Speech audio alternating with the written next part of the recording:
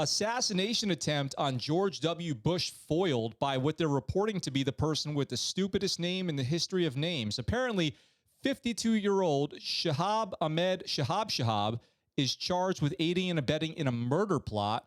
And they wanted to target former President Bush because of his authorization of the invasion of Iraq in 2003.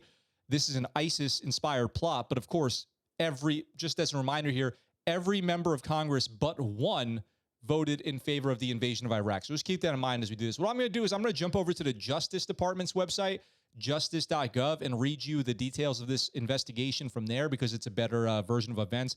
They tend to have more dryly written articles, so to speak, but it's where you get the best info from, at least from the law enforcement side. So let's do that.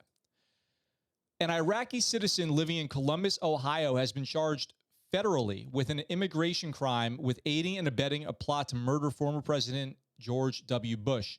Shahab Ahmed Shahab, dumbest name of all time, was arrested by the FBI Joint Terrorism Task Force agents this morning and appeared in federal court here at 2:30 p.m. His case was unsealed at that time.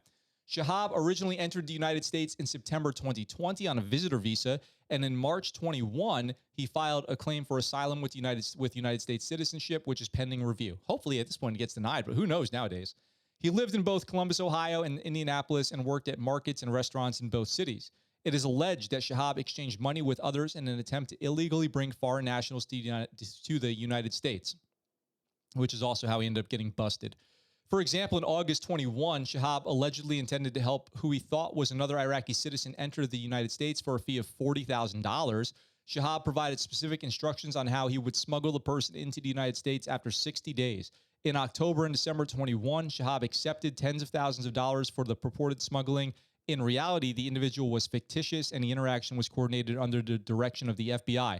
So it was actually an FBI undercover operation that was able to identify this person, intercept communications, and get him to admit his plot so that they were ultimately able to charge him. Bravo Zulu to the FBI. The charging document also alleges that Shahab planned to smuggle 4 additional Iraqi foreign nationals into the United States for the purpose of killing former President George W. Bush in retaliation of Iraqi deaths during Operation Iraqi Freedom. Shahab then allegedly planned to smuggle the 4 out of the United States via the United States-Mexico border after they carried out the assassination. So they were going to attack the president and then bail through Mexico.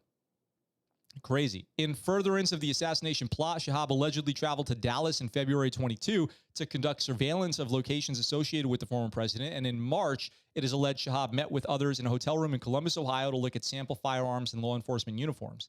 So they were going to dress up as law enforcement and then ambush the president, basically.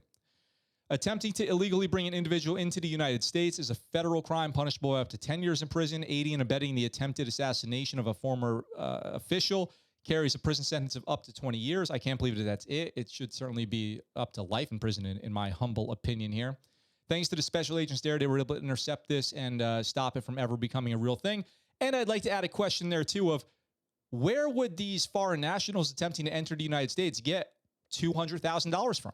Where does that money come from? That's really, you follow the money when you're investigating these terror plots and terrorist organizations. You follow the money to figure out who's funding that kind of thing, because your typical ISIS fighter in Iraq doesn't have $200,000, $40,000, whatever. That comes from some kind of empathizer, sympathizer, or radicalized person who does have the funds to support that kind of thing. Let me know what you guys think about that in the comments down below. What's up, guys? Thanks for watching that video. I hope you enjoyed it. If you did, go ahead and hit that subscribe button up in the corner here and check out this next video. If you want, in the description down below, there's links where you can get Scuttlebutt Show merch and find out how you can support the channel. I really appreciate it, and I look forward to talking to you guys very soon.